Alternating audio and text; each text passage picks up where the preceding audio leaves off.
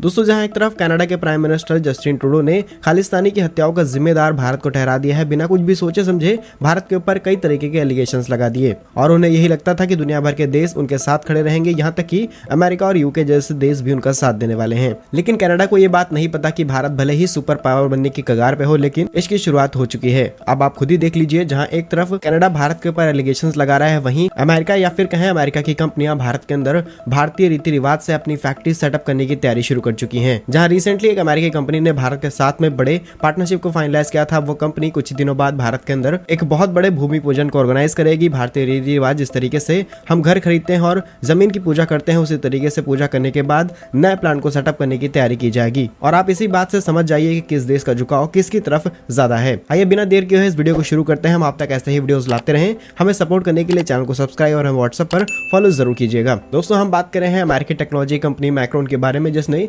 करीब जून के महीने में भारत के साथ में एक बड़े मेमोरेंडम ऑफ अंडरस्टैंडिंग को साइन किया था। जहां पर मैक्रोन ने गुजरात गवर्नमेंट के साथ में करीब 22,500 करोड़ रुपए के एक प्रोजेक्ट को फाइनलाइज किया, जिससे वो भारत के अंदर एक नई सेमीकंडक्टर फैक्ट्री सेटअप करेंगे। आपको बता दें, ये एमओयू यूनाइटेड स्टेट की चिप एंड सर्विसेज एक्ट 2022 और इंडिया की सेमीकंडक्टर मिशन के तहत फाइनलाइज किया गया है। इस पूरे प्रोजेक्ट के तहत करीब 50,000 डायरेक्ट जॉब कंट्रीब्यूशन भारत के अंदर होने वाला है। इसके अलावा भारत का मोटिव है कि हम डोमेस्टिक मैन्युफैक्चरिंग को ज्यादा बढ़ा सकें, इंपोर्ट्स को रिड्यूस कर सकें, जिसको ध्यान में रखते हुए इस एमओयू को फाइनलाइज किया गया था। और इस पार्टनरशिप की एक और बड़ी खासियत है कि यहाँ पर हम कंपनी के साथ मिलकर के उन रिसोर्सेज पर भी काम करेंगे जिनका इस्तेमाल करते हुए सेमीकंडक्टर इंडस्ट्री में कई बड़े बदलाव लाए जा सकते हैं, जैसे कि silicon, germanium, gallium, arsenide, cadmium और सेलेनाइड जैसे खास एलिमेंट्स के ऊपर भी रिसर्च करेंगे। सेमीकंडक्टर, जैसा कि आप सभी जानते हैं, हार्ट और ब्रेन कहा जाता है मॉडर्न इलेक्ट्रॉनिक्स का। बिना उसके कोई भी इलेक्ट्रॉनिक इक्विपमेंट्स ऑपरेट करना बहुत ज्यादा मुश्किल है। अगर बात की जाए भारत की, तो भारत की इंडस्ट्री बहुत ज्यादा बड़ी है। जहां 2022 में भारत की इंडस्ट्री करीब $27 बिलियन की थी, जिसमें से